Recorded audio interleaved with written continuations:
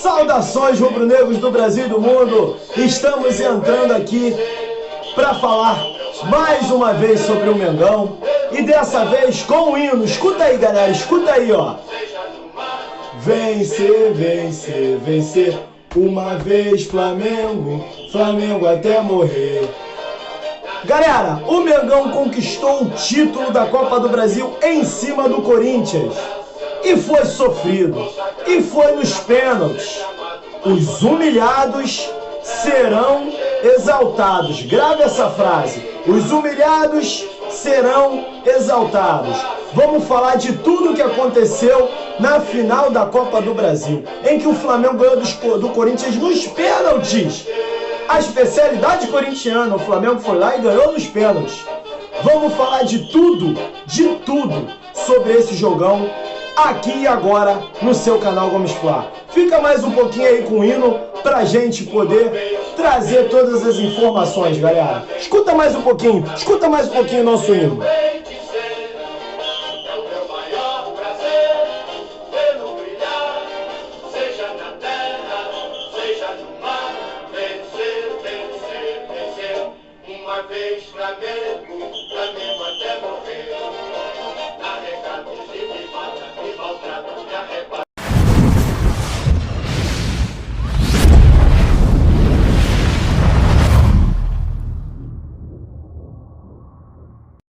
Saudações rubro-negros do Brasil e do mundo, bem-vindos ao canal Gomes Fla, o seu canal do Mengão. Galera, estamos chegando com todas as informações de Flamengo e Corinthians, como a gente já falou, e com o hino. E antes de falar, galera, sobre a final, gostaria de pedir para você que ainda não é inscrito no canal, se inscreva no canal, acione as notificações no sininho e deixe seu like para fortalecer cada vez mais e a gente possa aqui estar sempre falando do universo rubro-negro para vocês. Beleza, galera? Dito isso, vamos falar sobre essa final aí sofrida, em que o Flamengo realmente conquistou nos pênaltis, e especialidade corintiana, a gente sabe disso, eles sempre levam os jogos para os pênaltis, mas foi nos pênaltis que o Flamengo conseguiu o título. Pois é, galera, e o Flamengo começou o jogo daquela forma ali, vamos dizer assim, tensa, né? Até porque antes do primeiro minuto de jogo, o Thiago Maia cometeu uma falha em que o Renato Augusto deu uma finalização de fora, ou seja, essa poderia ser a tônica da partida. Uma partida nervosa, uma partida em que um detalhe poderia fazer a diferença. Porém, o Flamengo soube sustentar essa blitz inicial do Corinthians, tanto que começou a dominar a bola, tanto que teve mais posse de bola no início da partida e teve logo o seu gol aos 7 minutos, uma belíssima trama de ataque ali, Arrascaeta, Everton Ribeiro, lançando o Pedro. Pedro foi lá, na saída do Cássio, fez 1-0 para o Flamengo, um belíssimo gol do Pedro, mais um gol dele, artilheiro, um dos artilheiros da Copa do Brasil do Flamengo, e assim esse gol daria tranquilidade para o Flamengo. O Flamengo, com esse gol, jogando em casa, jogando no Maracanã, tinha tudo realmente para que tornasse o jogo mais fácil, já que com 1-0 o Corinthians ia sair e acabar dando mais espaço. A equipe corintiana sentiu o baque do gol, tanto que demorou bastante para que o Corinthians voltasse na partida. Porém, depois que o Corinthians realmente conseguia ali, engateando, voltar para a partida, o Flamengo chegou ao segundo gol, o Gabigol finalizou na trave, no rebote o Arrascaeta fez o gol, só que o Gabigol estava 1 milímetro à frente e impedido realmente não vale, e o gol do Flamengo foi anulado. E galera, o jogo foi ganhando em tensão, o Corinthians foi jogando cada vez melhor, e destaque no primeiro tempo para o seu juiz, né, o Wilton Pereira de Carvalho, cometendo alguns erros, deixando de marcar algumas faltas, irritando alguns jogadores, inclusive dando cartão amarelo para o Thiago Maia e também para o Léo Pereira. O Flamengo tinha que ter muita atenção para a volta do segundo tempo, e o primeiro tempo terminou dessa forma, com um time muito nervoso. Já na volta para o segundo tempo, o Corinthians voltou literalmente disposto a empatar o jogo. Os 5 primeiros minutos, o Flamengo nem tocou na bola direito, só tocava na bola para dar chutão para frente.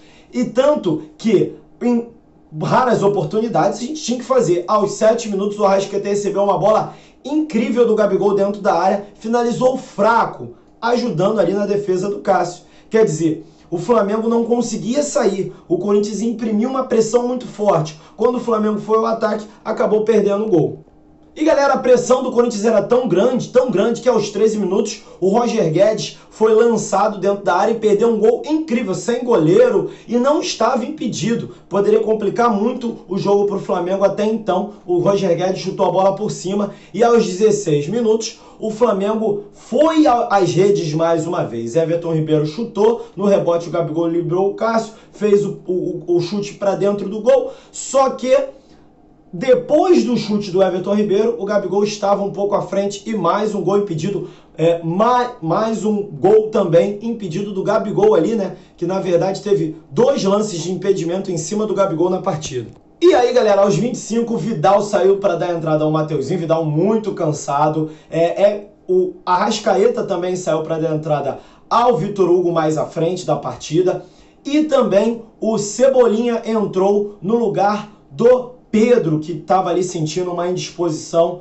Mesmo com essas mexidas, o Dorival tinha muitos problemas em relação a tentar jogar o Flamengo para o ataque, já que o Corinthians era todo pressão. O Corinthians empurrava literalmente o Flamengo para trás. O Corinthians no segundo tempo mandou no jogo, foi muito, mas muito superior ao Flamengo. E a mexida, colocando o Cebolinha, para mim foi tardia. O Dorival poderia ter colocado o Cebolinha antes. Até porque o Cebolinha leva a bola muito pelo setor esquerdo de ataque do Flamengo e desafoga a defesa. O Flamengo só dava chutão e não tinha ninguém para segurar essa bola na ponta. O Cebolinha entrando mais cedo poderia ter ajudado e poderia ter inclusive evitado que o Corinthians chegasse ao gol, já que num lance bobo, uma bola cruzada na área, sobrou pro Juliano e o Corinthians foi lá e empatou o jogo na pressão. A pressão do Corinthians era tão grande que o gol poderia sair a qualquer momento, como saiu.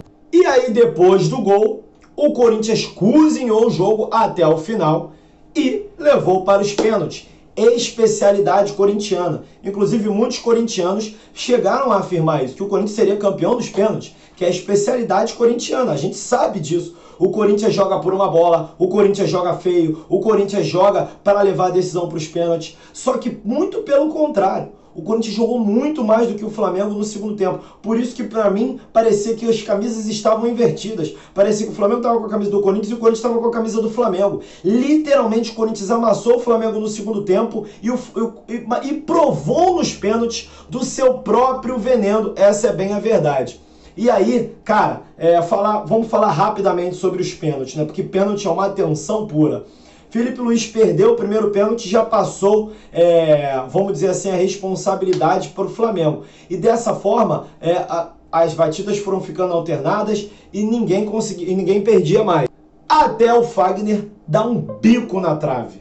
E aí, literalmente, o Flamengo tinha um pênalti perdido, o Corinthians tinha um pênalti perdido.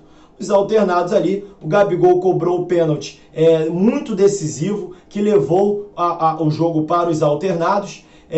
A disputa para os alternados, o Gabigol comemorou bastante. E aí nos alternados, vamos falar do que importa, do que interessa. Vital, cria da base vascaína, não podemos esquecer disso. Será que ele sentiu a pressão?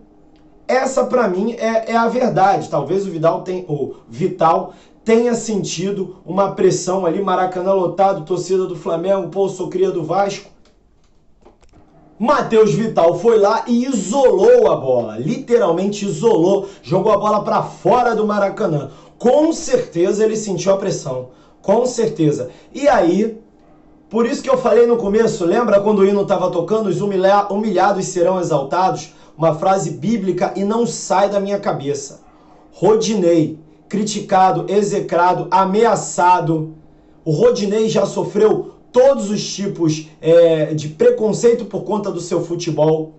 Por conta do futebol, eu diria. E estava nos pés do Rodinei a bola decisiva e ele foi lá e fez. Então, os humilhados serão sempre exaltados. E o Rodinei pode dar até palestra motivacional quando ele encerrar a carreira. Porque literalmente, ele passou por altos e baixos da carreira inteira. E pode colocar o capítulo de hoje, o capítulo da final da Copa do Brasil, como uma situação que ele pode realmente dar até palestra motivacional. Um cara que não abaixou a cabeça, um cara que sempre acreditou no seu futebol e foi lá na final da Copa do Brasil, cobrou o pênalti decisivo e o Flamengo se sagrou campeão. E para poder encerrar, cara, mais uma vez sobe o som aí do hino do rubro-negro pela essa conquista sensacional da Copa do Brasil. Muito obrigado a todos que sempre acompanham os nossos vídeos. Gostaria de pedir para você que ainda não é inscrito no canal, se inscreva no canal, acione as notificações no sininho e deixe seu like.